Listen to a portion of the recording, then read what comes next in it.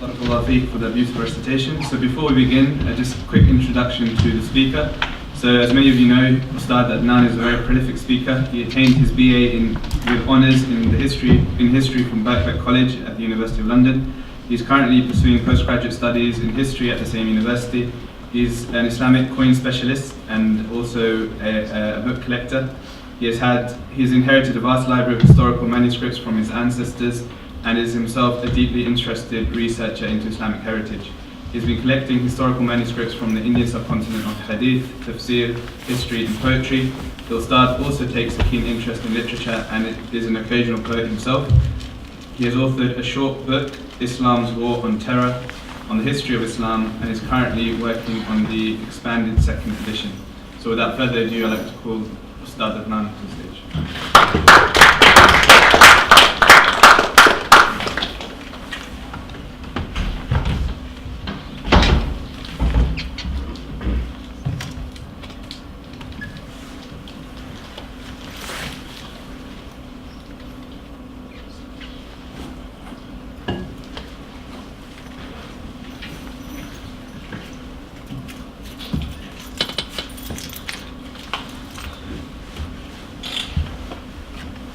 Bismillahirrahmanirrahim. Alhamdulillah wa salatu wa salamu ala rasulillah amma ba'd. A'udhu billahi minash shaitanir rajim. Bismillahirrahmanirrahim. Siru fil ard fanzuru kayfa kana aqibatul mukaththibin. Qala Rasulullah sallallahu alayhi wa sallam, ballighu anni walau ayah. Respected brothers and sisters, thank you very much for being present to listen to this lecture. And today we will be talking about a fascinating episode from Muslim history, and that is the civilization of Islam in the Indian subcontinent. Many Muslims are unaware of what happened in India, despite the richness of the history of Islam in that continent or subcontinent. The reason is that the emphasis, the focus has been on the Middle East. Many people know about the Crusades. People are aware of the Umayyad and the Abbasid dynasties and the Ayyubids and the Seljuks, but very little study has been done, unfortunately, to date on Indian Islam or Islam in India or Islam in the Indian subcontinent. Today I will be delivering a lecture which is an introduction, a short introduction to what happened in India as far as the Muslims are concerned. And this introduction is very, very brief. The purpose of this introduction is to highlight as to the fascinating nature of Muslim contribution to the Muslim Indian civilization. Muslims achieved great things in India. Very often you hear rhetoric on the news or possibly in the newspapers or even in academic, pseudo-academic writings that Islam is all about invasions in India in particular. It's all about massacres of Hindus, temple desecrations, intolerance towards the non-Muslims, and the list goes on. This is a very powerful rhetoric pumped out in journals, in poorly researched books, biased, prejudiced books, in news reports, on documentaries, all over the place.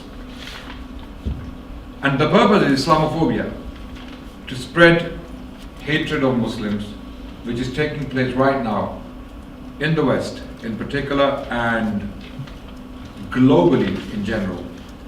So to counter all this powerful rhetoric against you, why do I call it powerful? It is powerful because to date, there is no systematic response to it. Unfortunately, the Muslims have been very slow in responding to this injustice. And one of the best ways to respond to this injustice is to actually study your history. Learn about it so that you can talk about it. Our history, the history of Islam, is magnificent. It is amazing. It is mind-blowing.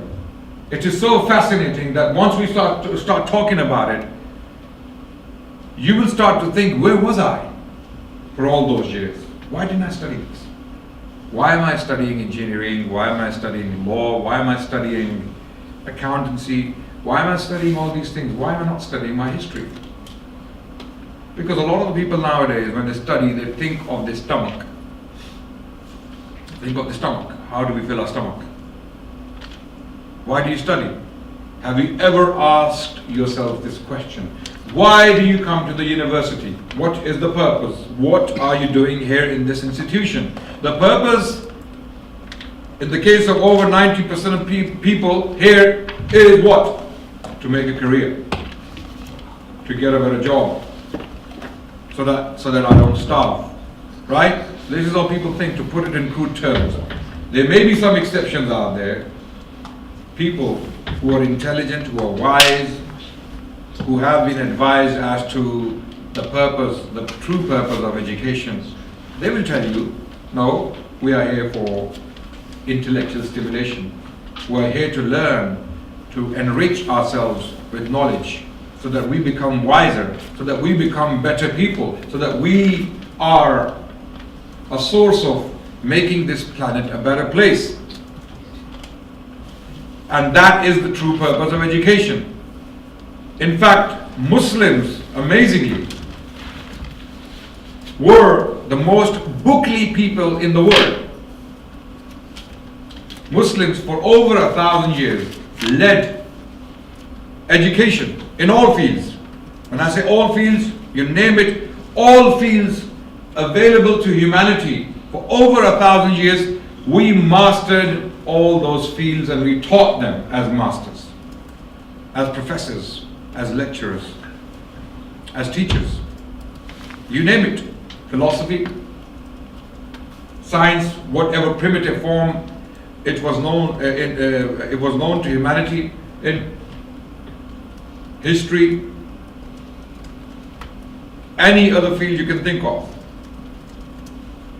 medicine, optics, surgery, alchemia or chemistry, mathematics. We can go on and on and on and talk about Muslim civilization in Al-Andalus, in the Middle East, in Baghdad, and in other places in North Africa. But today we will be talking about what happened in India. And the purpose is to highlight the magnificence of our history. Of course there are problems in our history. Of course there are unpleasant incidents and events in our history. But are they because of Islam? No. They are because of greed. What we call human weakness. Humans are vulnerable to temptations.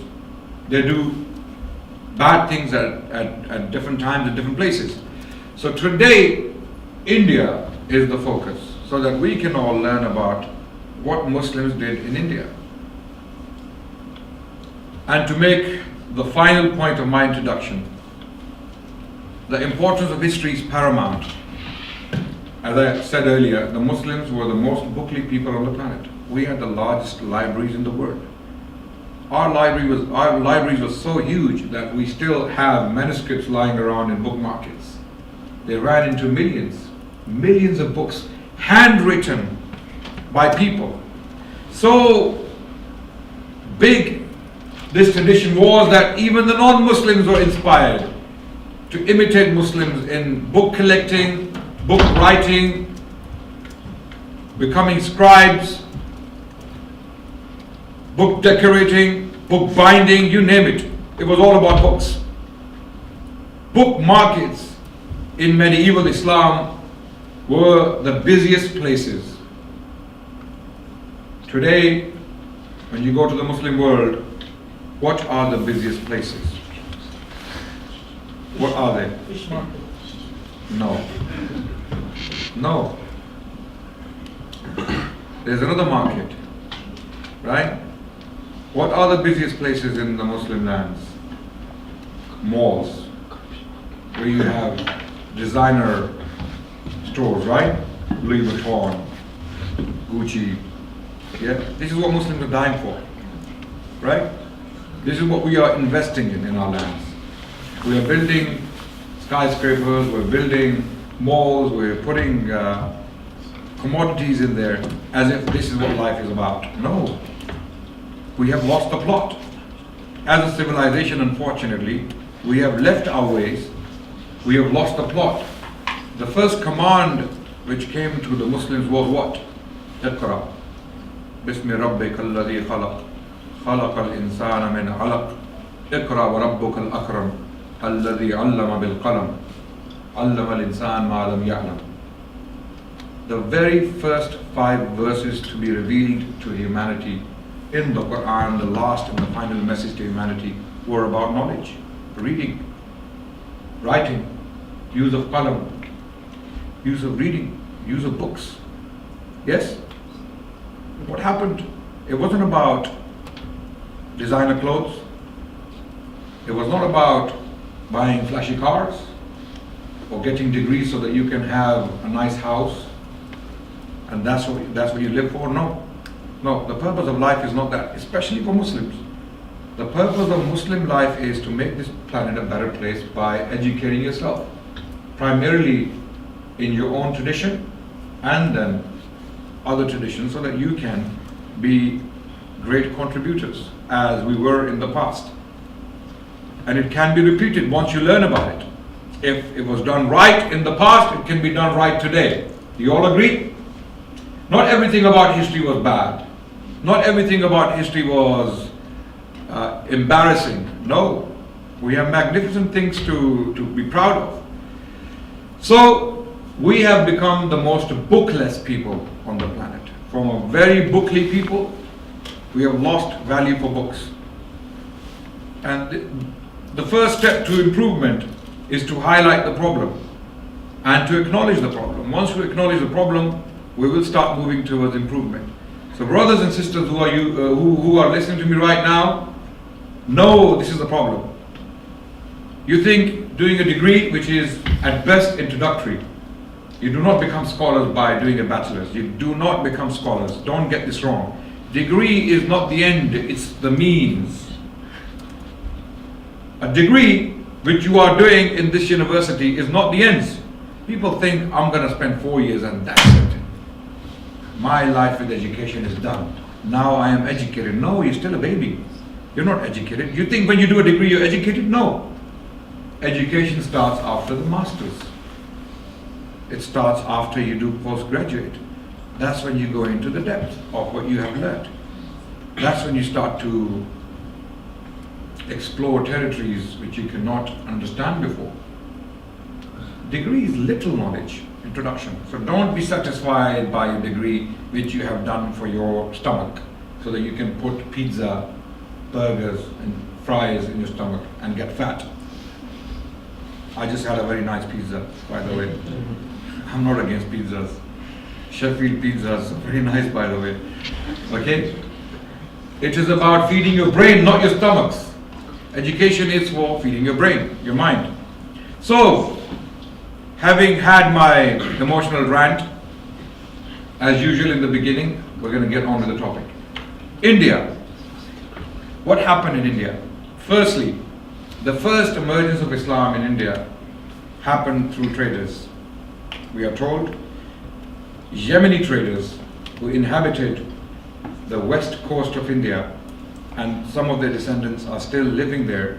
In fact, the dress code is very similar as well, and the language is very close to the Arabic language, although it has changed throughout time. But the Yemeni traders were the first people to have emerged on the Indian scene. Then came the armies of Hajjaj bin Yusuf, led by a man called Muhammad bin Qasim. What was the reason? Historians have debated a number of in a number of ways. Some historians believe the Islamic traditional view, or the Islamic historical traditional view, that a ship carrying Muslim women and men and children was attacked by some pirates near the territory today called Sindh in Pakistan, and these prisoners were carried into that territory, and Hajjaj bin Yusuf heard about it, who was the governor of Iraq at the time, who was a very tyrannical, oppressive man who was responsible for killing thousands of Muslims. He was informed about this particular incident, and he asked the king of the region, who was called Raja Dahir, Okay, the king died, and the king refused. He said, I cannot help you in any way. And as a result, Hajjaj bin Yusuf sent in an army of 5,000 men, led by Muhammad bin Qasim al-Thaqafi. He was from Banu Thaqif, so was Hajjaj bin Yusuf, and cut the long story short, he came, he campaigned for 2 years, he took a large territory, he fought a battle against the king himself, Raja Dahir, and the king was killed in battle. The king was a Hindu king, Brahmin, and a large portion of the population at the time was Buddhist. The Buddhists were actually ousted by the Brahmins through wars, killings, persecution, everything put together.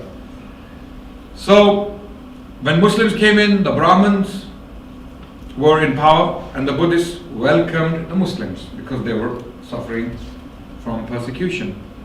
So they welcomed the Muslims naturally. So that made the rapid spread of Islam or Islamic territory or Muslim territory in Sindh very easy. And after establishing the state, Muhammad bin Qasim was called back by Suleiman bin Abdul Malik, who came to power in Damascus.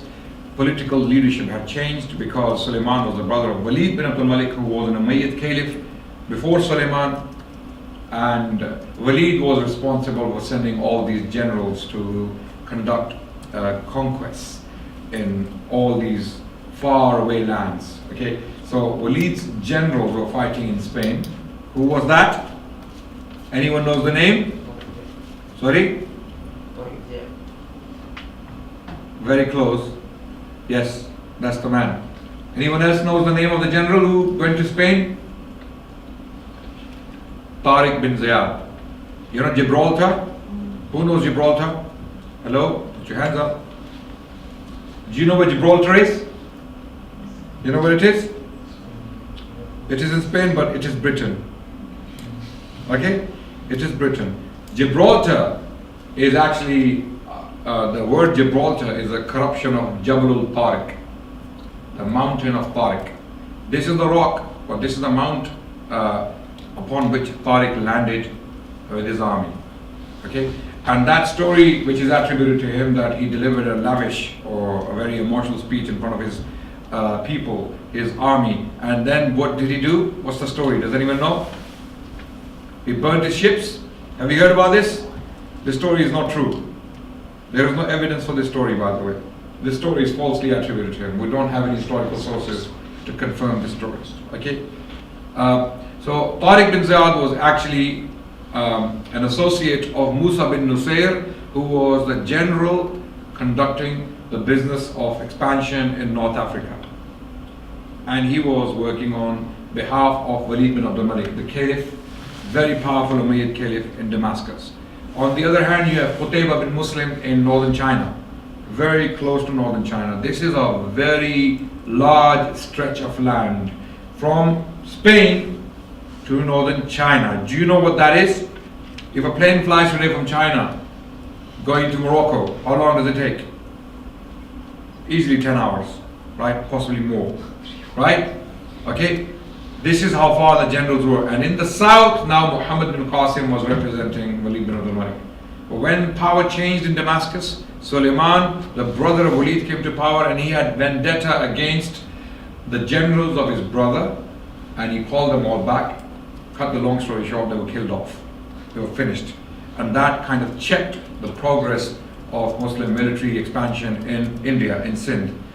And then during the Abbasid period, in particular the period of Khalifa al-Mansur. Al-Mansur was the same Khalifa who was alive at the time of Imam Abu Hanifa rahmatullah alayhi, and when Imam al-Shafi'i was a child. Al-Mansur was governing Baghdad. He was a very powerful caliph. The Abbasids had completely removed the Umayyads from power, and they had come to power. So during the Abbasid period, the raids into the Indian territory, at that time known as Sindh, again reinitiated or reignited. So again some territory was taken, and cut the long story short, up to the city of Multan, which is in current day Pakistan. Multan is southern Punjab. If you look at the Pakistani map today, you will see a city called Multan. Up to Multan, the Muslim armies reached, and they established some sub-states, and the Arabs were governing these states. The coins, when you find them, they have Arabic on them. So this was a very Arabized state, okay, in Sindh, right? Jizya was applied, people were given freedom to practice their religion. At times there were wars, there were battles. So Muslims governed tactfully. They bought alliances, they bribed alliances, they fought alliances, they did all these things, what is necessary for politics, which any other king or group would do. But then some Ismailis, we have to take long leaps, historically speaking, of centuries, because we are missing sources, unfortunately. One of the earliest sources we have on the first expedition into Hind or Sindh. Okay, Sindh was a province, a small part of Hind. Hind was known as India at the time. This is how the Arabs knew the Indian territory. As far as they were concerned, Sindh was actually Hind, because that's all they had seen of Hind, right? They had no idea what Delhi is, or what Hyderabad is, or what other part, Calcutta. They had no idea if anything is there. They have never seen it. They don't know. The only part of Hind they know is Sindh, which is very, very close to Arabia, which was very close to a place called Makran, where the Arabs had already established their garrison towns, and they had taken a lot of land in Persia, right? So the only part of India they know is the part that is directly attached by land to some of Persia, or some part of Persia, which is today called Balochistan, right? Or Sajistan earlier. So the only source we have on this particular episode of history is called Chachnama. Chach was the father of King Dahir, and the source is named after him. Unfortunately, Chachnama is quite late. It is from the 13th century, and it's not fully trustworthy. Another source we have on the excursions of Muhammad bin Qasim is Futuhul Buldan of Imam Baladuri, who has written a very early history of conquest. Literally translated, Futuhul Buldan means the conquest of lands. Okay, and in this book, Imam Baladuri collects all the reports on the conquest of, for example, Palestine, the conquest of Egypt, the conquest of Syria, the conquest of Sindh at the hands of Muhammad bin Qasim. Unfortunately, Futuhul Buldan is also 2 centuries late, but it traces back its information in the 1st century, from 1st century sources. So we don't know much about what happened afterwards. Unfortunately, the only sources we have available to us about the Arab rulers of Sindh in India, at that time India, are coins. The only source we have are coins minted by them, and some of the names of the governors and generals are on the coins. Some of them are very cute, very little, tiny, less than half a gram. They are called Habari dirhams. If you Google them, you will see exactly what I'm talking about. They're very small, tiny. They're possibly the tiniest Muslim coins ever, right? Very small silver coins, less than half a gram, 0.30 gram. Okay, and you have the names of these governors who were obviously Arabs: Abdurrahman, Umar, okay, Ali, Abdullah, Ubaidullah. These are the names there on the coins. I forgot to bring them with me because I collect coins, and I have a collection of these coins as well. And you can easily find them in coin markets. So for the next 3 centuries, we don't have any sources, unfortunately. Cut the long story short, what happened after the decline of the Arab power in Sindh? Some of the Ismailis, who were also known as Karamita, they had gained a lot of power in the Middle East. Egypt was occupied by the Fatimids. Fatimids were, they claimed to be the descendants of Fatima radiallahu anha. They also called themselves the Alawites, okay, the children of Ali, and they claimed direct descent from the children of the Prophet sallallahu alaihi wasallam. And on those bases, they had established this government, which was Shia in origin, but they followed an esoteric version of Shiaism, which was Bataniya. In the Arabic language, you call it Bataniya. Okay, they had hidden meanings. They read hidden meanings into the Quran. They believe that Quran has hidden meanings, and only the best and the elitist of the Muslims, which were the Ahlul Bayt or the children of Ali, only they could read those meanings into the Quran. And they were a very dangerous group of people. They were also called Nazaris, and they were a menace for a very long time for a number of political leaders, and they assassinated a number of political leaders, including crusaders, even as late as the Crusades. Sultan Salahuddin Ayyubi, his own life was threatened. There was an attempt made on his life by one of the Nazaris who tried to kill him. Okay, so Nazaris were a menace for every single political power that governed the region. They had established a stronghold in Multan, in Sindh at that time, because they found weakness. Some of the du'at were sent from Yemen because the Fatimids had become very strong in Yemen also. And what you see in Yemen today nowadays, the Houthis and other groups who attribute themselves to the Shia school of thought, they are possibly the remnants of these influences that were there. So from Yemen, du'at were sent into Sindh to preach the doctrine of the Fatimids, the Ismailis or the Nazaris, and they became very strongly established. And Nazaris had made a mission in their lives to dismantle the Abbasid Caliphate. The biggest purpose of activity was to dismantle the Abbasid Caliphate of Baghdad. That was point number one on the manifesto. You know manifesto? Something you want to do or something you do, right? Like the Christchurch killer, he had a manifesto and he published it before he committed his barbaric atrocity. So Nazaris were a very dangerous people. They were possibly the first terrorists in human history. They terrorized people by using very unpleasant, unconventional tactics to kill, assassinate people, right? If they had got their hands on bombs at that time, they would have caused a lot more damage to Muslims and other people. Okay, so they were also known as Paramita. So they had established a stronghold in India, in Sindh, in Multan, out of all places, amazingly, and they had become a menace for the Abbasids. So at that time, another power arose in the north, in the region today called Afghanistan. There was a city called Ghazni. Today it's called Ghazni. The past it was called Ghazna, right? Now another power had emerged in Central Asia.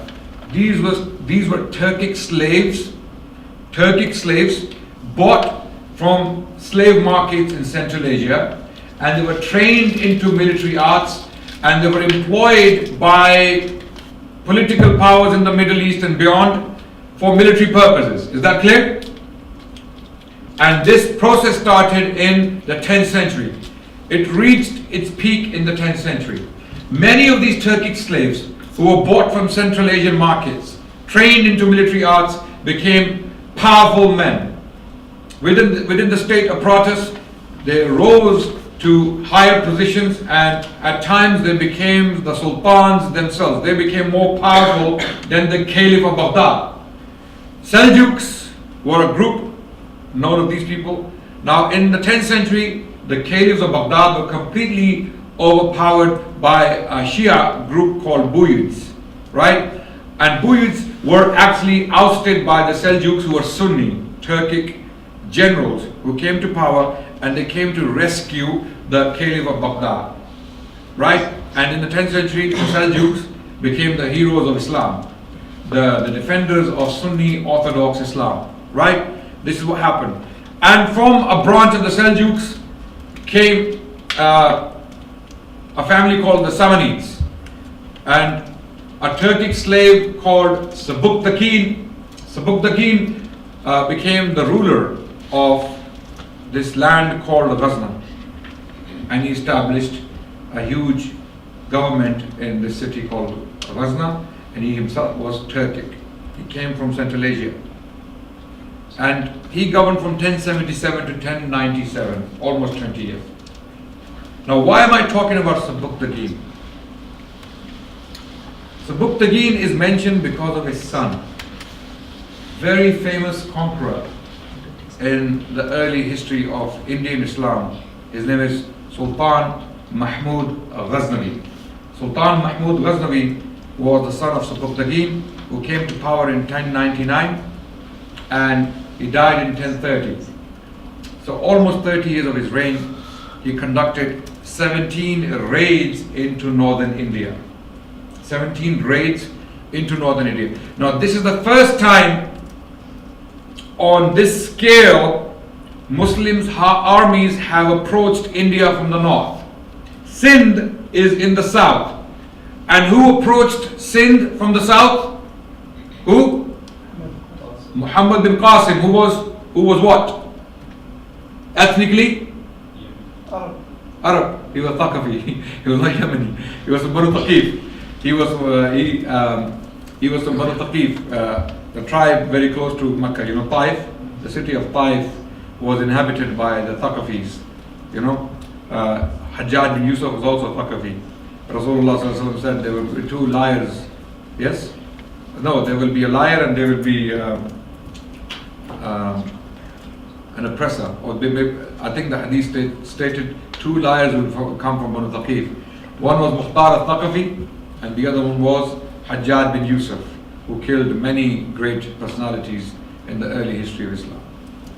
You're not getting bored, are you? We're getting to the interesting part very soon, inshallah. I'm going to cut the political history short and I'm going to get to the civilization of Islam in India very quickly, inshallah. Political history is very important to understand the dynamics of what actually happened and why it happened. Sultan Mahmud Ghaznavid, the son of Subbuktagin, who was a Turkic slave who became the Sultan himself. So Mahmud was his son, who was a very powerful leader. He became so powerful that he was threatening the Caliph directly, Al-Qadir Billah, who was the Caliph in Baghdad. So if you pick up coins of Mahmud Ghaznavid, you will see his title on the coins. Okay, Yamin al-Khilafa. Okay, Nasiru Amir al-Mu'mineen, Al-Qadir Billah. This is the title of Sultan Mahmud Ghaznavid on his coins. And you find his coins in abundance in Afghanistan to this day, right? Because he was so rich. And how did he become rich? He became rich by attacking other territories. This is exactly what kings would do. It wasn't done necessarily for Islamic reasons. A lot of chroniclers, a lot of historians at the time writing panegyrics for Mahmud Ghaznavid, or later on he was painted as the conqueror of Islam against Hinduism, right? By later historians. But that wasn't necessarily the case. Because sometimes people read their perceptions or their current perceptions into the past. Does that make sense? Sometimes we read our current perceptions into the past. Sometimes we judge people of the past by our current standards. That particular method of looking at the past is actually wrong, mistaken, misplaced. That system is called anachronism, when you use your current standard to judge a personality from the past. For example, a very quick example of this, Prophet's marriage to Aisha radiallahu anha. Very often you hear it in the mouths of Islamophobes, Islam haters, who deliberately ignore the context, ignore the entire history of humanity, and they attack the Prophet by our standards today. Right?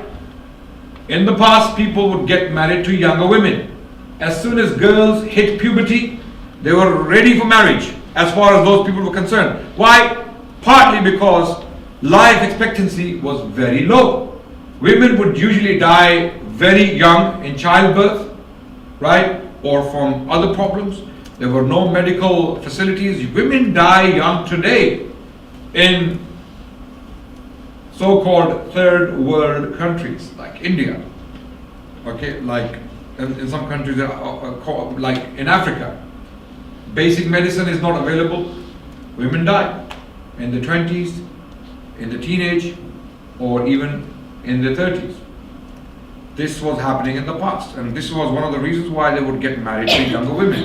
Now we use our standard today some of the Islamophobes deliberately ignoring all the history, and they project their perception onto the Prophet ﷺ. This is what happened in Muslim history, unfortunately, as well, that Sultan Mahmud Ghaznavi was read later on by Muslim historians of the 13th century and beyond as the Muslim hero who opened India for the Muslims. But he was not necessarily doing it for Islam, although he claimed it. Because you see, propaganda is a very powerful tool.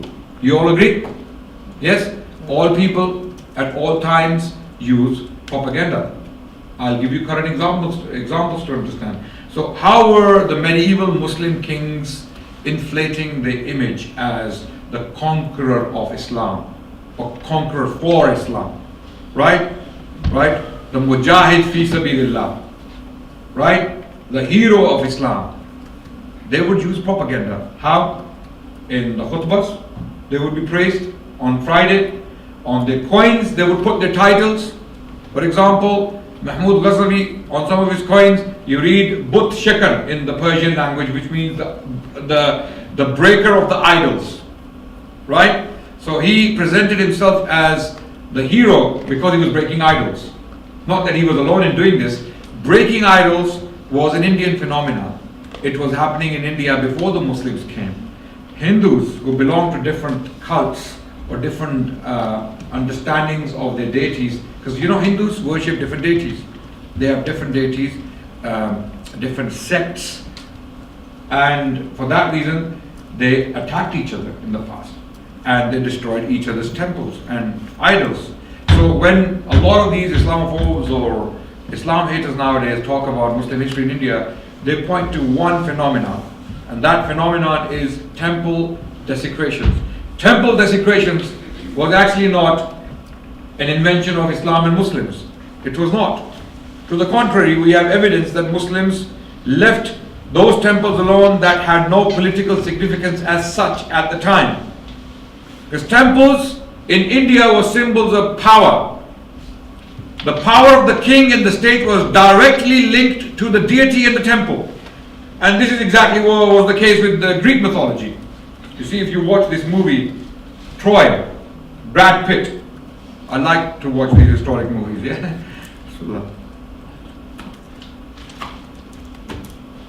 When Achilles, the Greek mythical hero, attacks Troy, the first thing he does is goes to the temple of Apollo and he cuts off the head of the idol to demoralize the enemy, the army of the enemy. This is exactly what was happening in India. In India, Hindu kings would invade other territories, Hindu territories, and these Hindus would be worshipping a different deity, and one Hindu king would raid another Hindu territory, and the first thing that Hindu king would do is to go to the temple, destroy the deity, burn the temple down, and that would demoralize the entire army of the enemy, because now the god is dead. The god has been killed and destroyed and desecrated. What's the point of fighting now? I mean, God is not with us. Alas, finished. Game over. You know, God has abandoned us. This is how it worked. And this is one of the reasons why it was used as a weapon of war during the Middle Ages by Muslims and Hindus. Okay?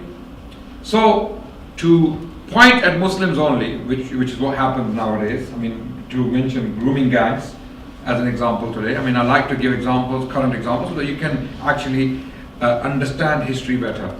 Grooming gangs. Who is the finger pointing at in newspapers? Hello? Muslims. Muslims. Am I exaggerating?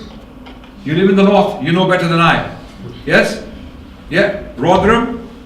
Yeah. And the other place? That? Rochdale. Who is the finger pointing at? Muslims.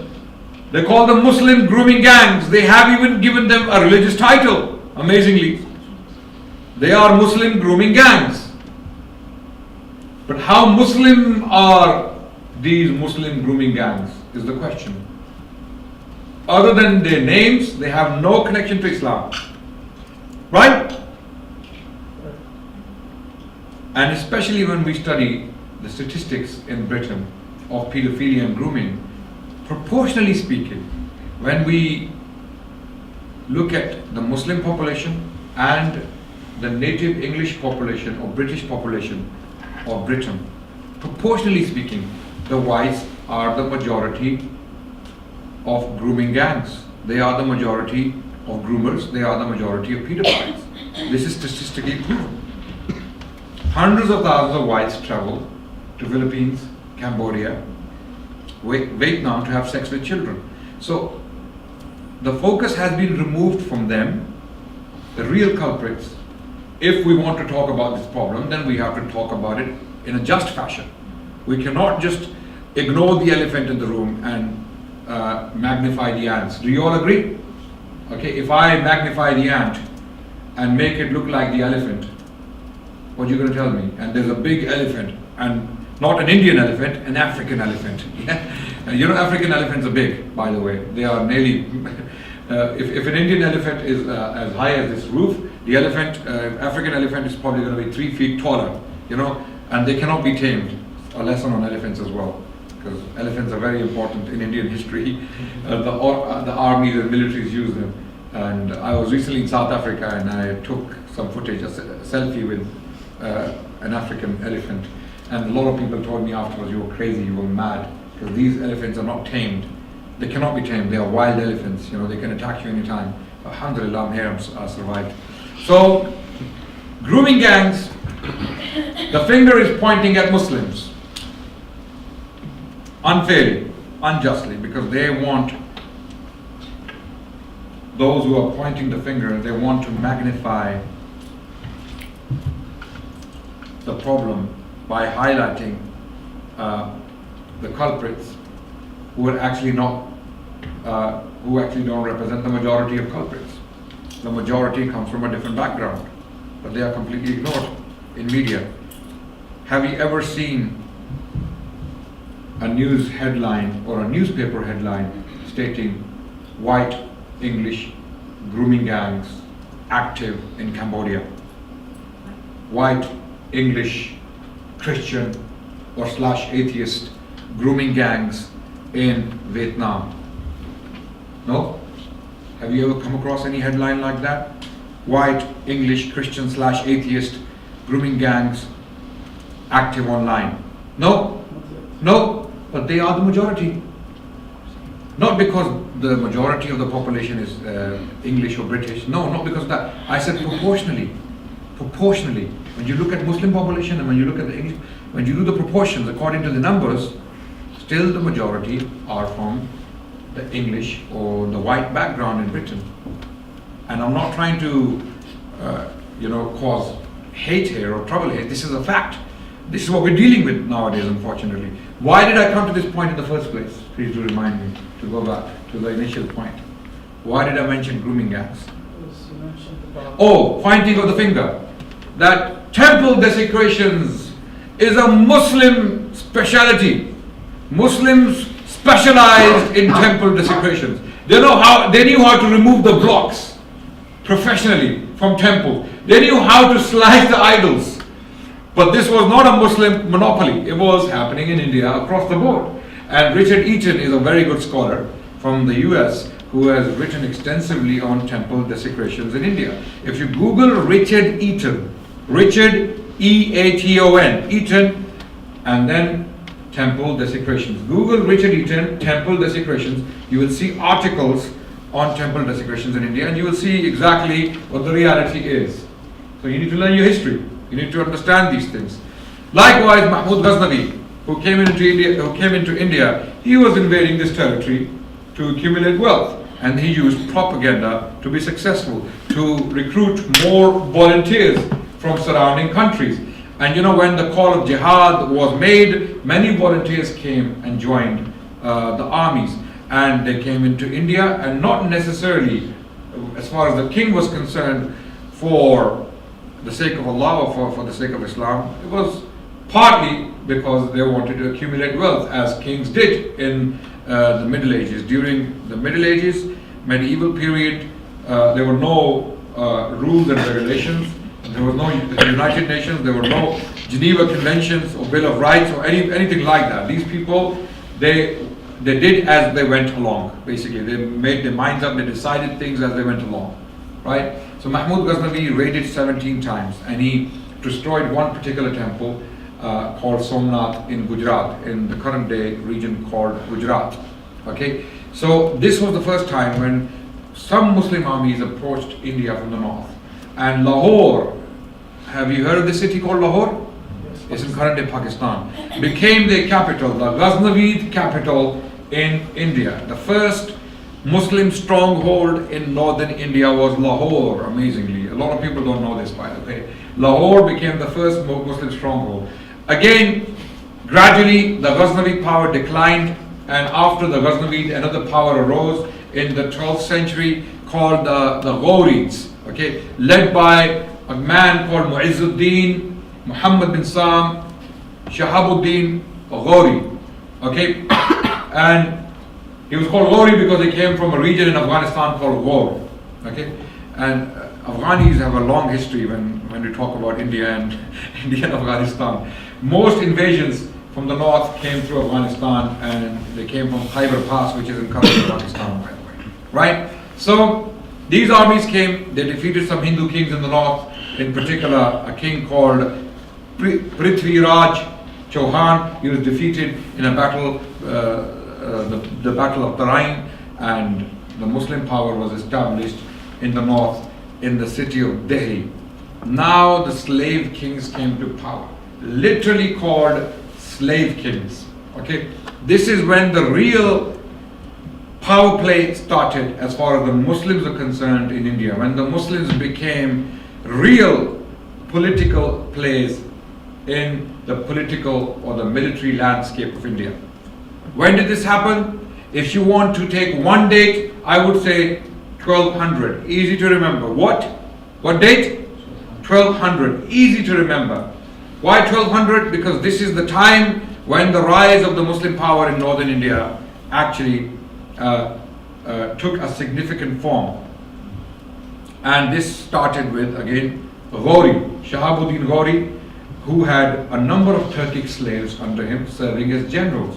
So again, remember the tradition of buying slaves from Central Asia and training them in military arts for them to become expert soldiers, fighters, generals, tacticians, all these things, right? So these Turkic slaves who were very good at fighting wars, especially when we look at the medieval warfare, they brought a lot of expertise with them.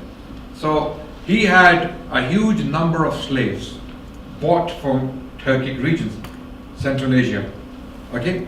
Current day Uzbekistan, Tajikistan, Kyrgyzstan, and what other stans are there? Sorry? Uzbekistan, Tajikistan, Kyrgyzstan, Kazakhstan. Turkmenistan, Kazakhstan, yes, absolutely. All these stans, right? They were at the time known as Mawara Nahar. Mawara Nahar actually means land beyond the river, literally in the Arabic language. Which river? River Oxus. Okay, that separates Afghanistan from Central Asia. Also known as Transaxonia, the region of Transaxonia, right? So these Turkic slaves were bought from these markets in this region, and they were trained in military arts. They became so powerful within the military apparatus that they became sultans. So when Mu'izzuddin, Shahabuddin, Muhammad bin Sam Ghori was killed by an assassin in his tent. Is there anyone from Pakistan here? I don't think so. What part of Pakistan are you from? Okay, a bit far. You? My parents from Azad. Azad Kashmir is big. It's a big territory. There's a place called Gujar Khan in Pakistan. Not many people. If you are from there, you would know what I'm talking about. This is where Shahabuddin Ghori was killed in his tent in 1206. And immediately after his assassination, his slave Qutbuddin Aybak or Aybak came to power. The name is very Turkic. He was Turkic. And I can imagine if you saw him, he would look like a Central Asian, have you seen Mongols? Yeah? They have long eyes, flat faces, very distinct features. They look like that. These sultans who were Muslims, they look like that. So he was a Turkic slave. Qutbuddin Aybak was sultan and he governed for 4 years. In 1210, he was playing polo in Lahore and he died having fallen from his horse, and he was buried in Lahore. His tomb is there in Lahore. After him came to power a very important figure, Sultan Iltutmish, Shamsuddin Iltutmish, again a very Turkish name, right? He came to power and he governed for another 26 years, from 1210 to 1236. He came to power, 26 years, and it was in his reign when the Mongols started to kill Muslims. When the Mongol invasions started, Genghis Khan and his army started to invade Muslim territory from the northeast, okay, from the Mongol territory, Mongolia, current day Mongolia. So Genghis Khan came out to avenge the murders of some Mongol merchants who were killed in the territory of Khwarizm Shah. Khwarizm Shah was the king of a very huge territory consisting of parts of Central Asia, Persia and the Middle East up to Iraq. He was a very huge king who had become so huge that he had killed all the other kings in these territories. Now, because only he remained as the king, no other kings remained, he could fight the Mongols alone. But he couldn't fight the Mongols alone. That was the problem. When the Mongols came in, he was on the run. And when he eventually got killed or died, the Mongols had taken all that territory. Now what happened? India, the Indian Islam, what happened as far as the Muslim civilization in India is concerned is directly linked to Mongol invasions, amazingly.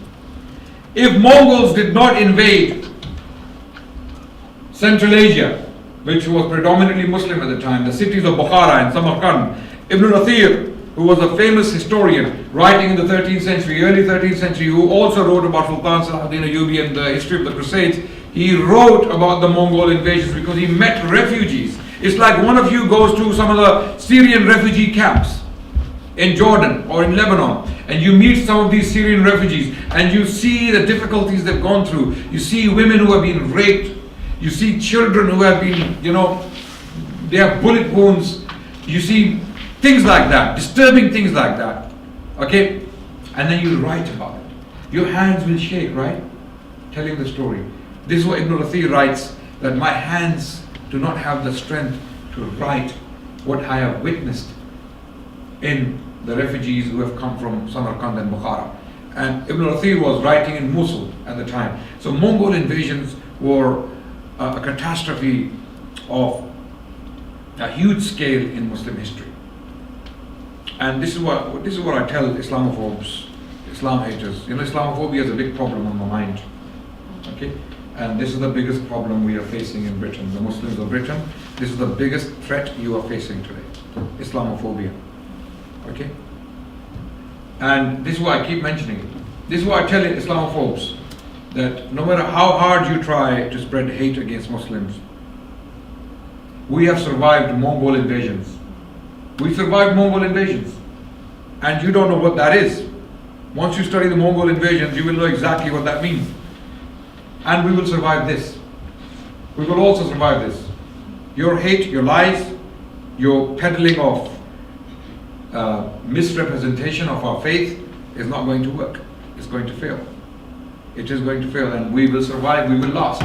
This is the promise of Allah to us. And when the Mongol invasions happened, Muslim scholars are saying this is it. This is Malhama, this is Ya'juj and Ma'juj. It's finished. We are finished.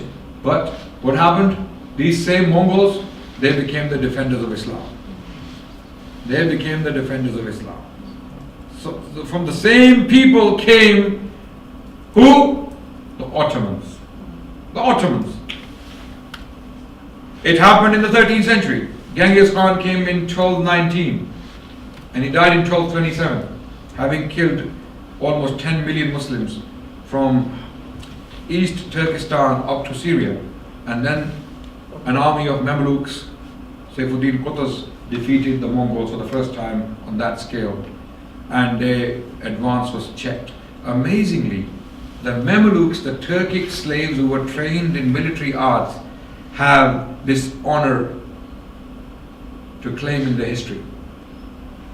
Both cases where Mongol invasions were stopped and checked, they were stopped by the Mamluks, by slaves bought by Muslim sultans, Muslim kings, trained in military arts. They were the ones who defended and protected the Muslim civilization from destruction, from imminent destruction. Where? One case is Egypt, where again the Mamluks, the slave kings were governing. Saifuddin Qutuz was a Mamluk, and Baybars after him. And the second case is India, where Sultan Iltutmish, who was governing when the Mongol invasions happened. And after these invasions, you remember when I mentioned that Indian civilization, Indian Islam, owes its existence to Mongol invasion. Sometimes when you see something, some destruction, you see destruction. But Allah has another plan. God has another plan. And you cannot see that plan unfold because you don't live long enough to see that plan. You see what's happening in Syria, what's happening in Burma, for example, with Rohingya Muslims, or what's happening to Christchurch, for example. What happened in Christchurch? A hater, a racist bigot, walked into a masjid due to Islamophobia, peddled by a number of pseudo-intellectuals in Britain, in America, in Australia, because he cited all of them, by the way, in his manifesto. He told us who the inspirations are. So I'm not making things up. Am I making things up? Has anyone had the privilege of reading his manifesto? Anyone? You haven't had the privilege? May Allah not give you that privilege. Right? In that manifesto, he actually quotes people. He mentions his inspirations. And there is a direct link between what he did and Islamophobia. So you see Islamophobia, you see hate. This is why I said we will survive this. We will survive this. Why? Because it has another side. After he killed 50 Muslims, do you know how many people have come to Islam in New Zealand and Australia? Any idea? Any idea? He wasn't thinking that, was he? When he went into the mosque, massacred 50 Muslims, he didn't think that his actions will bring thousands of people to Islam. And that's what happened. That's what happened. I have a friend in New Zealand as we speak today. He said people are coming to mosques in drives. Not only the Christchurch mosque, they are going to mosques all over New Zealand. All the New Zealanders, is that how you call them? Kiwis? Right? All the Kiwis are making their way to mosques. And even in Australia, they're going to mosques to ask questions. Because they sympathize with Muslims. So the more you attack us, the more you will, cause us to grow. We become stronger. The Mongol invasions made Muslims stronger, and this is the point I want to make now. So Mongols were thinking we have destroyed Islam, but they actually made Islam stronger than it was. Where? In India. All the intellectuals, all the philosophers, all the poets, all the theologians, all the historians from Central Asia, all the artists, all the experts in architecture, the cream of the crop from Central Asia, and it's a huge region, from places like Samarkand and Bukhara, from the Farghana Valley, and from Afghanistan. They migrated. They left their region because of Mongol invasions, that destruction. And where did they go? India. They took refuge under the protection of these powerful sultans in India. My God, I've been talking for an hour now. Okay, so we're gonna stop very soon and take questions take questions. So I'm going to now summarize very quickly, get to the conclusion. They came to India, and in India, all of these scholars And all of these architects and intellectuals brought their knowledge and their expertise with them. That's why India became such a power that a menace like Mongols could not shake it. For over a century, Muslim sultans from different dynasties governing North India were protecting India against the Mongol invasions. So first, Sultan Ghiyasuddin Balban, another Turkic slave of Sultan Shahabuddin Ghori. After Iltutmish, 1236 he died, his daughter Radhiya Sultana came to power. You know, Radhiya Sultana is a very famous figure in the Indian history and Indians know about her. She only governed for 4 years and she was the first Muslim woman ruler of India. She governed 4 years and she governed effectively. In fact, Sultan Iltutmish preferred her over his sons. He used to say, I wish you were a man, that you could become the Sultan after me, because she had all the qualities of the Sultan. But the Turkic governing system these slave sultans had established in India at the time was a very male-dominated system. So these Turkic leaders, chiefs, did not accept her as the ruler.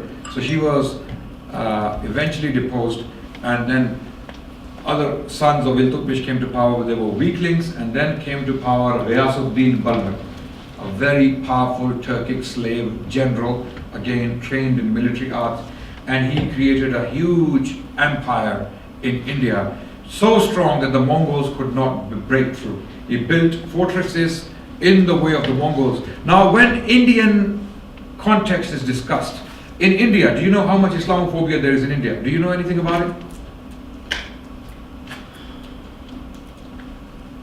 What way? In a way that Muslims are attacked on a daily basis. The mosques are attacked, Muslims are attacked for slaughtering cows. In the rural areas, Muslims cannot practice their faith. This, in some cases, have to hide their identity. Recently, a case happened where a Hindu mob walked into a Muslim home and they beat up women, children, men, elderly, everyone. It was on video. It was national news in India. It's happening in India on a daily basis because the government of India, the current government, I'm not saying all Indians are like that. There are amazing, beautiful people in India, like there are in Britain, like there are in New Zealand, like there are in the US. They don't agree with the government policy. Because the governments, in some cases, or in these cases I mentioned, are complacent or maybe complicit. You know, they are complicits in this. They are probably part of the problem. They are not taking action against haters. So in India, a lot of Muslims are being persecuted. There's a lot of Islamophobia in India. And it is because, why did I mention Indian Islamophobia? What was I talking about before that? Tax in India. Sorry? Tax in India. You're talking about tax. Tax. Our tax. A tax in India. Yeah, but before I mentioned that, what was I talking about? Just before that. What point of history was I at? Sorry? Razia Sultan. Right. Balban. I mentioned Balban. Okay. He became a very powerful sultan. Nevertheless, I don't know why I mentioned. Okay. But I'm sure there was a point which has completely. You were talking about how the Mongol attacks made Muslims stronger. And then I was talking about Balban. Oh yes. Now I remember. Thank you. Why Muslims are being persecuted in India is because, again, history is being distorted. It is being read selectively, and it is being misconstrued deliberately. It is being taken out of context in India. Pseudo-intellectuals appear on TV programs and they spread hate against Muslims. They tell us that we are not Mughals, we are not Turks, we are Hindus, we are Indians. So the Muslims are actually representatives of Mughals and Turks. They're not Indians. This is the point, okay? But one thing Muslims don't know about India is that if the Muslim sultans did not stand in the way of the Mongols, do you know what would happen to India?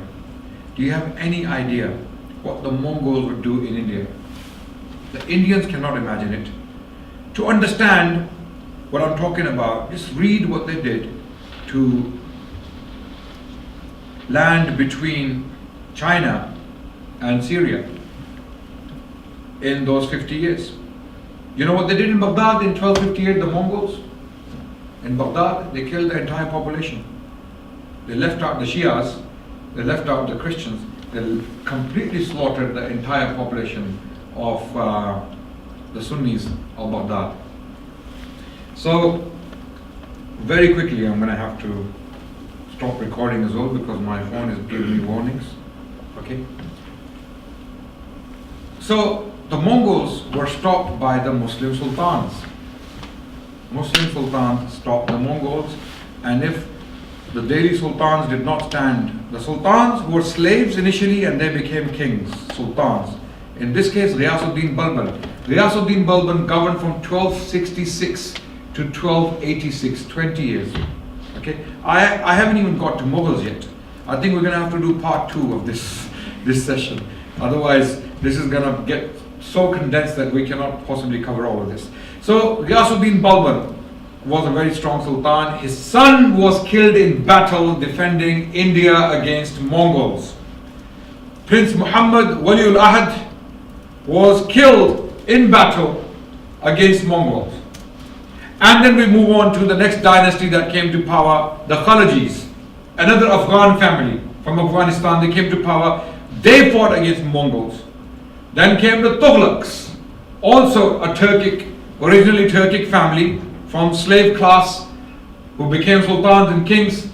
They also fought Mongols, and one of the kings among them was Muhammad bin Tughlaq, who governed from 1325 to 1351 for almost 26 years. He was the strongest sultan among the Tughlaqs. And who knows Ibn Battuta? Who knows Ibn Battuta? Ibn Battuta, the Rihla of Ibn Battuta, the memoir, the travelogue of Ibn Battuta is well known among Muslims in Muslim scholarly circles. He was a traveler who came from Morocco and he traveled all the way to India. He visited India at this time when Muhammad bin Tughlaq was governing. Muhammad bin Tughlaq appointed him as the Qadi of Delhi on the Maliki fiqh and then sent him with some presents and gifts for the Chinese emperor. So he sent him as an envoy to the Chinese emperor, and then he was shipwrecked near the south of India, and Ibn Battuta decided to go back to Morocco instead of going back to Delhi because he knew the Sultan will kill him for losing all the things he was given from the Chinese emperor. So all of this is happening. I will now take a huge leap because of the shortage of time. We will go to the Mughals.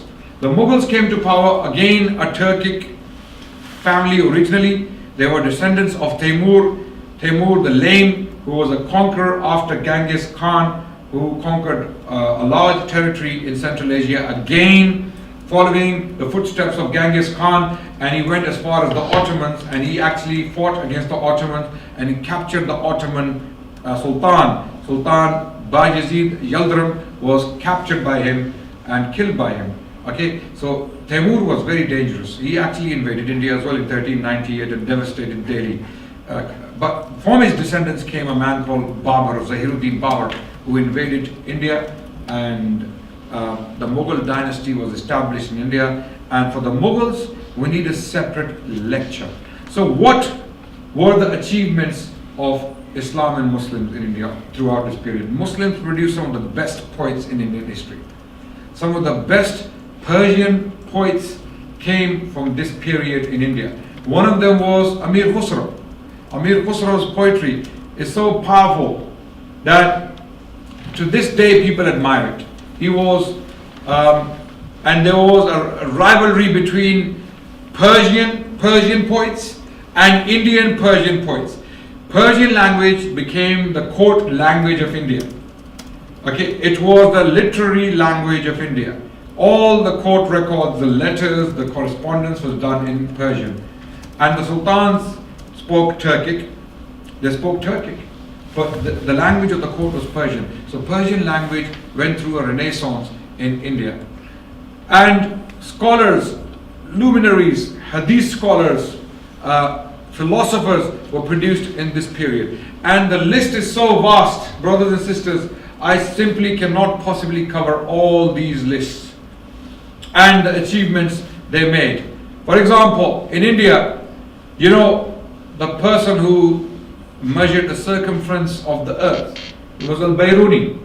Al-Bayruni, he was in India. Abu Rayhan Al-Bayruni, who was very well known as a geographer, was working in India. He actually wrote one of the first histories, or one of the first social studies of India, and this was done in the 11th century, early 1000s basically, during the reign of Sultan Mahmud Ghaznavid.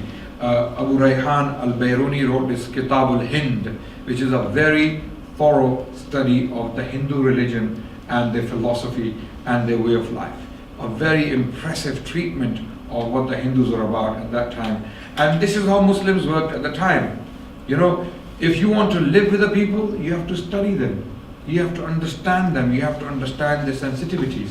You have to know about them to be able to live with them in a friendly setting, to be able to get on with them. Unfortunately, what's happening in Britain nowadays, today, Muslims live here, and Muslims have been here for nearly 50 years or 40 years, and not many Muslims understand the British culture, the British psyche, the British sentiments, British feelings.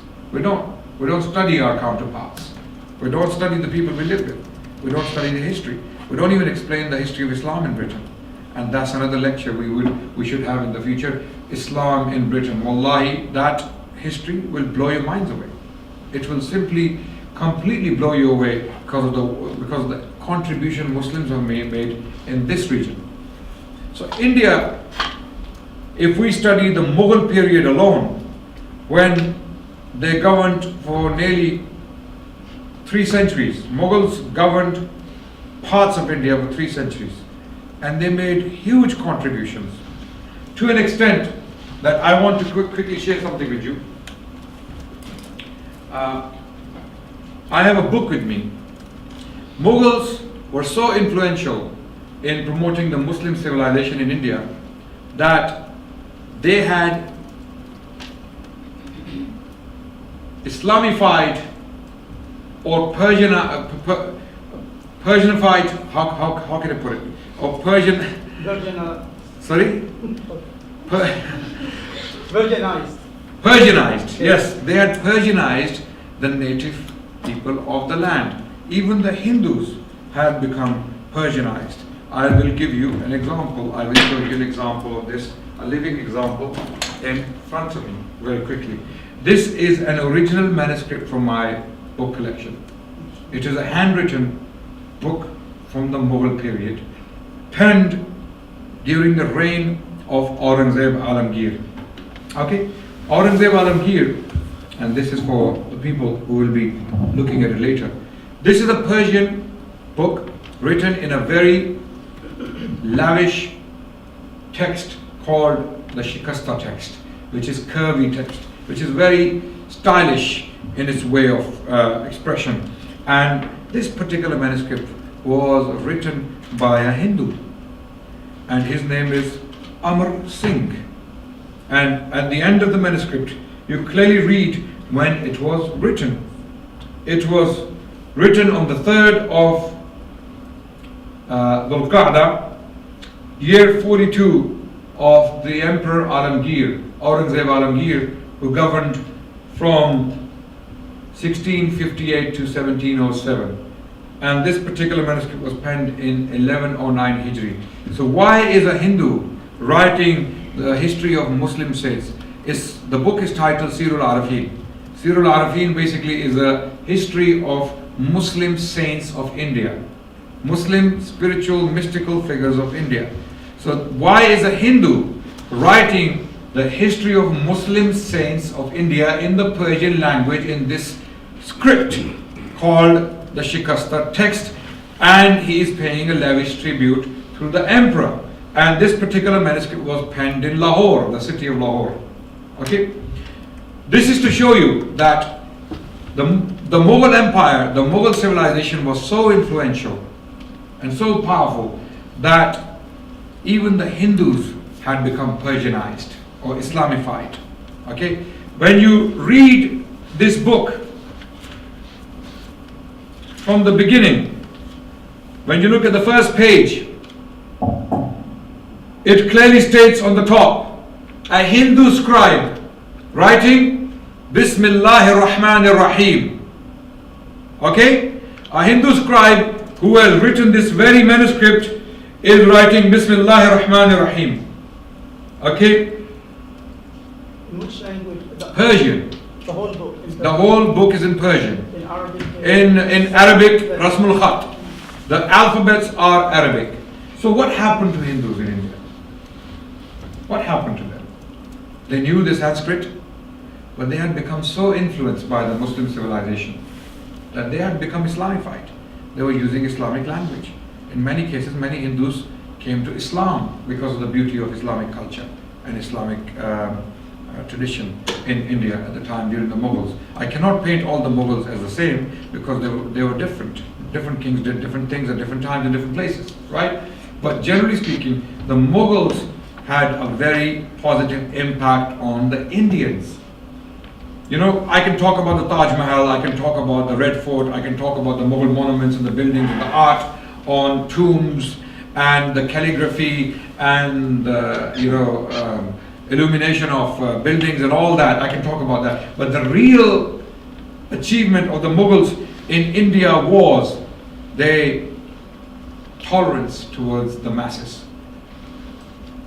The coexistence of the Muslims and the Hindus and the others under the Mughal rule. The Mughals provided that justice, that stability of state. It wasn't perfect. It was never perfect because those times were chaotic. Wars, rebellions caused problems. But if you look at the norm, people lived in enough peace to be able to write books like that and pen Qur'ans in the thousands. This is a Qur'an again from the Mughal period, handwritten possibly from the same period of Aurangzeb Alamgir or his father Shahjahan. Thousands of them were penned at this point, in this period. So a lot of these things, when we look at them, and I recommend strongly a book written by a scholar called Audrey Trushk. She has written a book titled The Culture of Encounters, Sanskrit at the Mughal Court, or in the Mughal Court. A culture, or the culture of encounters, Sanskrit at the Mughal Court. And another book she has written, which is a short book on one of the emperors in whose reign this particular manuscript was penned, Aurangzeb Alamgir, who was the most Islamic Mughal king. Islamic, he was the most Islam observant king in the Mughal history, and he was the man responsible for building the Badshahi Mosque in Lahore, which was the largest mosque in the world until other mosques were made later on, right?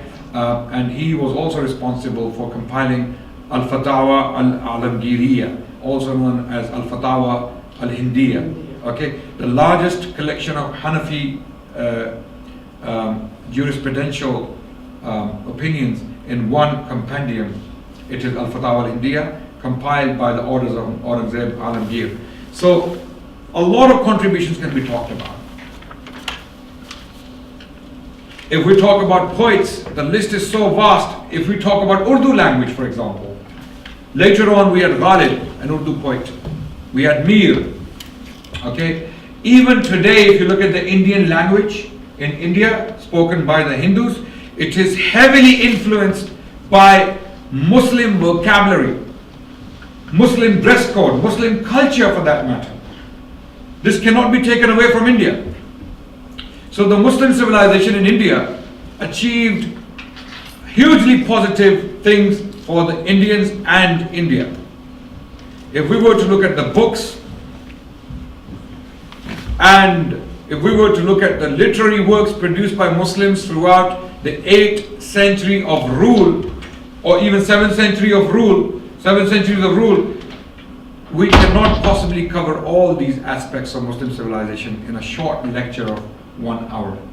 No, we need a lecture series on every single aspect. For example, Muslim poetry in India, Muslim theology in India, Muslim philosophy in India, Muslim science in India, Muslim military tactics or military skills in India, Muslim contribution to Indian architecture, Muslim contribution to the intellectual development of Indian intellectuals, Muslim contribution to the freedom movement against the British East India Company and later on the British Empire. Wallahi, the list is so long that we cannot possibly. Muslim freedom fighters, kings like Tipu Sultan. Tipu Sultan, again, this is another lecture in itself. The man was killed in battle in 1799 against the East India Company forces, and he was so sophisticated that his name is among one of the inventors of rockets. If you go to the American Rocket Institute, if that's what it's called, you will see his name among one of the inventors. Tipu Sultan. Google when you go home. This is your homework. T-I-P-U Sultan. Tipu Sultan. Very little known to Muslims outside of India, unfortunately. A very powerful figure to remember. He was no less than Sultan Salahuddin al-Ayyubi. No less when you study his history. He was a master diplomat. His diplomacy was absolutely amazing. He sent emissaries to Thomas Jefferson. You know who Thomas Jefferson is? The author of the Declaration of Independence, 1776. He sent emissaries to the Turkish Sultan. He sent emissaries to the French king, Louis XVI, and then after that to Napoleon Bonaparte. Why? Because he wanted to liberate India from the British East India Company. Because the British East India Company was bleeding India dry. Who says so? Not Tipu Sultan, not I, the British officers working within the East India Company themselves. There is a book written at that time. It was published in 1772, and the book was titled The British Transactions in Bengal. The British Transactions in Bengal. It was published by William Bolts, B-O-L-T-S, William Bolts. He exposed the business of the East India Company in 3 provinces of India which were occupied by the British East India Company. The British went to India as traders during the Mughal period. They came when the Mughals were at their peak, the peak of their power. The Mughals were the most powerful political entity in the world, starting from an emperor called Jalaluddin Muhammad Akbar, then his son Jahangir, Nuruddin Jahangir, then his son Shahabuddin Shahjahan, the builder of Taj Mahal, and then his son Aurangzeb Alamgir. These 4 kings, they witnessed or they saw or they facilitated the peak of the Indian empire in the world. During the reign, nearly 50 years reign of Aurangzeb Alamgir, from 1658 to 1707, India was the richest country in the world. It has been never so rich, before and after. And Aurangzeb Alamgir is the most maligned Muslim king in Indian history because of his Islam. But he made India a formidable power. Never before India witnessed so much power. 24% of global GDP, 24% of global GDP was in India during the reign of Aurangzeb Alamgir. This is how powerful India was. He was the richest man in the world. And yet, he would sleep on a mat. He memorized the Quran after he became the emperor. When he was over 40 years old, he would write the Quran in his own hand, and he would deliver justice personally for his subjects. When he would hear one of his sons or one of his cousins or one of his relatives is abusing power, he would personally get involved. And he would have immense made. So Aurangzeb Alamgir was that. But then after his death in 1707, within 50 years of his death, the Mughals went downhill immediately. The succeeding emperors were a bunch of weaklings. They were busy in debauchery. They were having fun. They harems. They're singing and dancing. They're smoking of shisha or hookah or all of that. This is what they were busy in. Okay, and then political power was lost. In 1757, the British fought a war against the Mughals and defeated them. And then they woke up to the potential of India. They realized that they can possibly own India. In their wildest dreams, these merchants working for a company, a trade company called the British East India Company, they could never imagine that they will one day become the masters of India, the richest country in the world. What Britain is today is one of the richest countries in the world, right? A huge proportion of the British wealth or the gold reserves of the Bank of England, a huge part of it comes from India. I tell you that without hesitation. Okay, if you don't believe me, read the book of Shashi Tharoor titled The Dark Empire. The Dark Empire. Okay, Shashi Tharoor. So the British came to power in 1757, and slowly and gradually, by plotting, by planning, which anyone would do, we can't blame them for that. Okay, British East India Company wanted to get its hands on power and own India, which they successfully did. They could not claim, however, ownership of India until this man called Tipu Sultan was killed in 1799. Why he was killed? Who was he? What are his achievements? Please either listen to my lecture on him on YouTube, the biography of Tipu Sultan, or read a book on him called The Tiger of Mysore by Kate Brittleback. Kate Brittleback. And Tipu Sultan was the last giant standing in India. Until Tipu Sultan was alive, the British could never claim racial or cultural or religious or political superiority over the native Indians.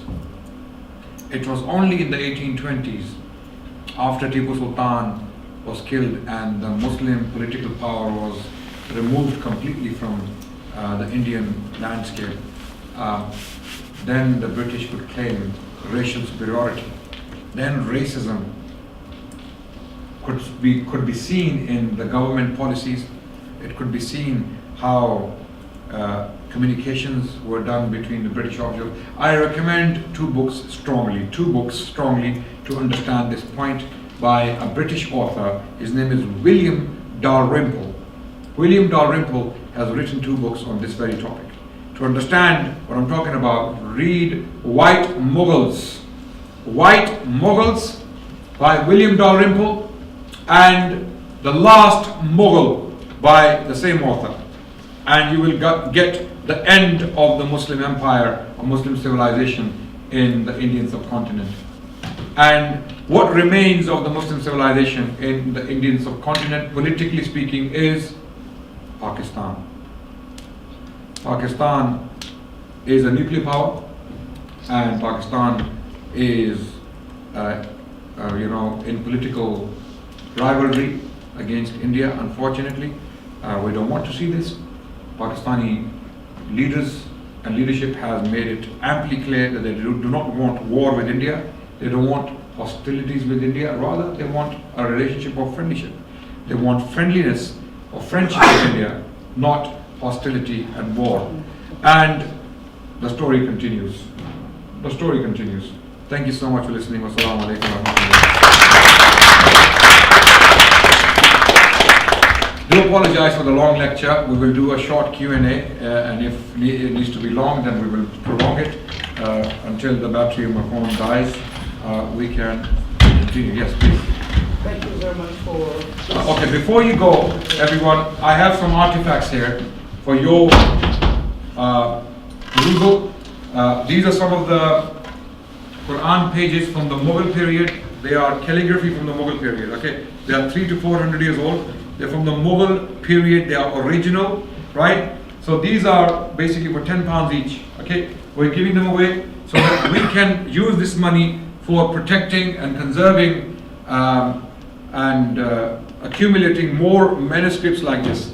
This is what we're doing with manuscripts. This is my private project, okay, funded by me, owned by me. What I'm doing is I'm acquiring these manuscripts, some from our ancestral library. I'm trying to preserve them, and some from other sources, right? And we get them bound.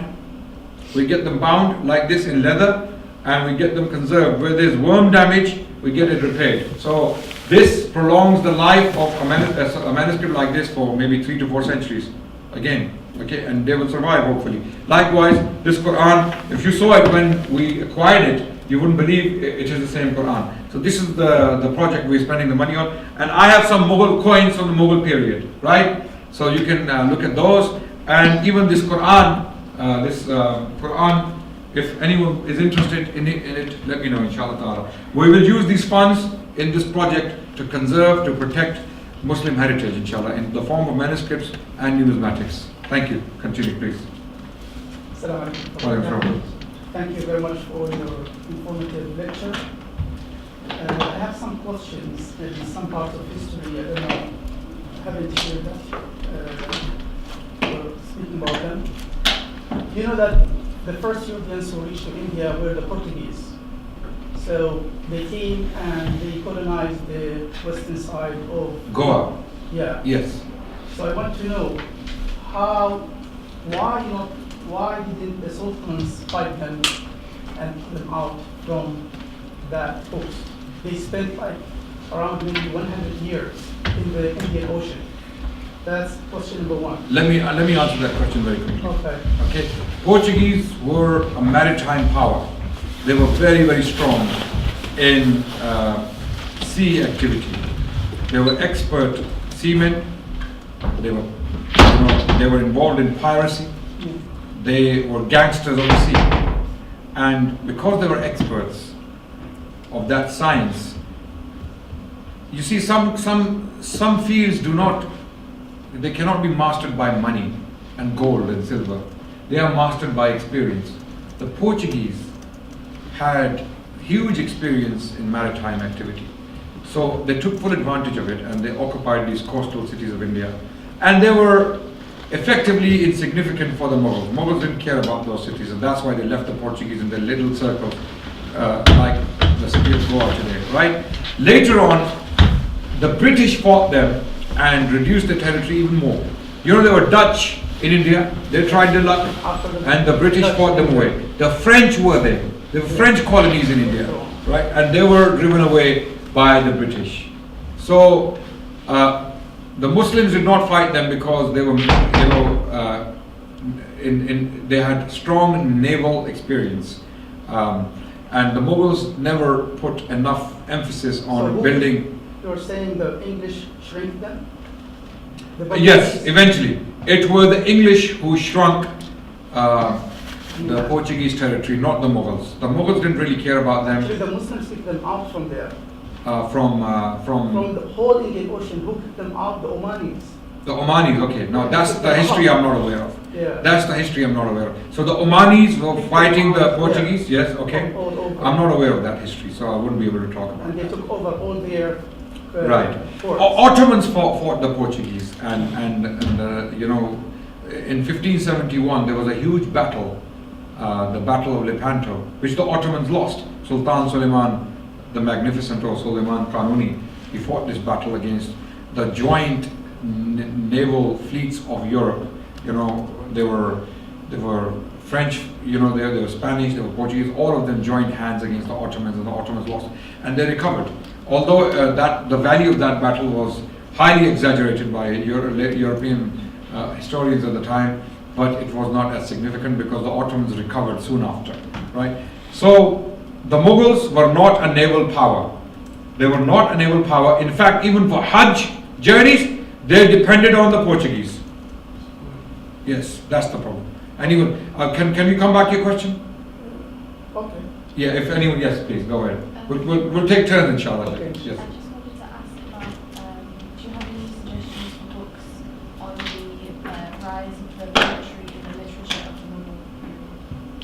many books. Or just like a starter? If you want to read an introduction on the Mughals, F.F. Richards, The Mughals, the book is called. Another book I would strongly recommend if you need to know how Mughal royal households worked, then Mughal Princes by Munis Farooqi, Mughal Princes. Okay, these are recent books. And Audrey Trushk's, okay, Audrey Trushk, Audrey, Audrey Truschke. It's a very strange name, but she's an American scholar, and she has received a lot of hate towards her on Twitter. She's a warrior. She's not a Muslim, by the way. She's an academic from the US. She's teaching at one of the American universities, and she receives tons of hate every single day on Twitter from India, because she paints the Muslim history as a positive thing, you know. Audrey Trushke. The surname? Truschke.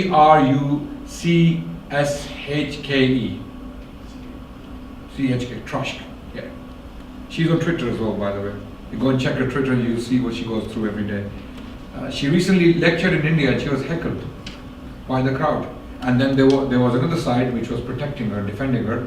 So India is going through a very, revisionist. Yeah, revisionist. I mean, there are two groups in India now. Though the BJP, the extreme right-wing, extremist Hindutva side, and the other side is the secular, educated, enlightened side as well. Yes. Anyone? Yes, please. Yes. The second question is about manuscripts. Yes. Also, I'm interested in manuscripts, so I want to know what is the oldest manuscript you have found, or if it is in your hand, if it is like kept in some of the private libraries, and are they in Arabic? And if they are in Arabic, have they been published, like edited and published, or to what extent they are still manuscripts that keeping knowledge as they are, protected and not published. seen by, You see, the first step is to protect them, preserve them, conserve them. That's the first step, and then publishing comes later. The first thing we are struggling with is to protect them, to somehow protect them against destruction.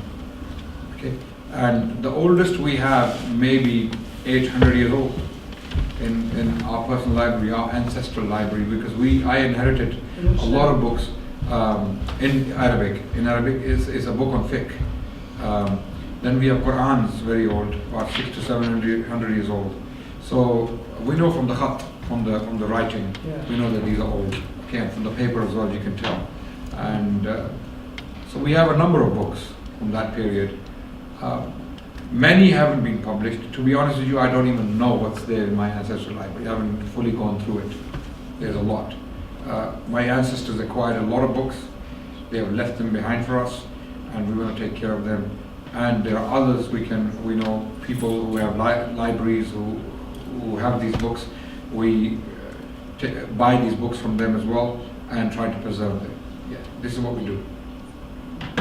Anyone else? No more questions? Yes, please. Sorry, you were talking about the Sorry, what were we talking about? Alamgir. Alamgir. Alamgir, yeah. Aurangzeb Alamgir. Could you spell that for me? Aurangzeb.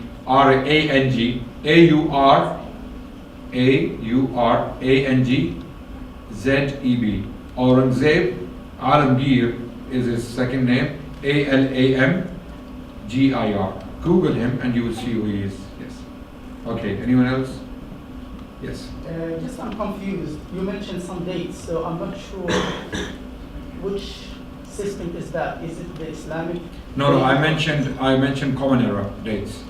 I mentioned the common era.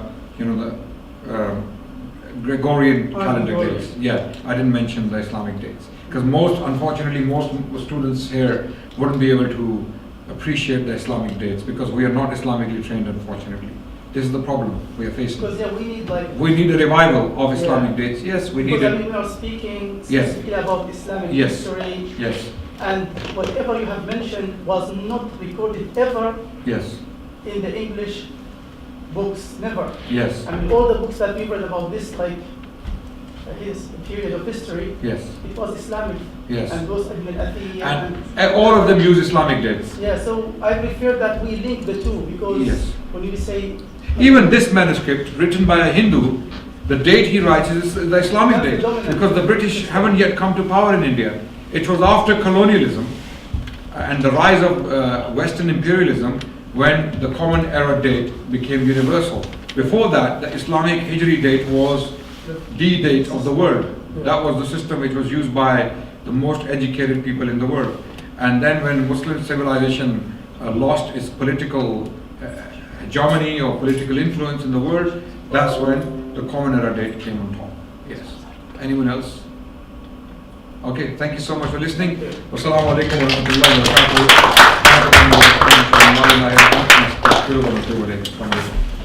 So if anyone is interested in coins or these pages, do let me know, inshallah. I would like to smell the old books. Okay, okay.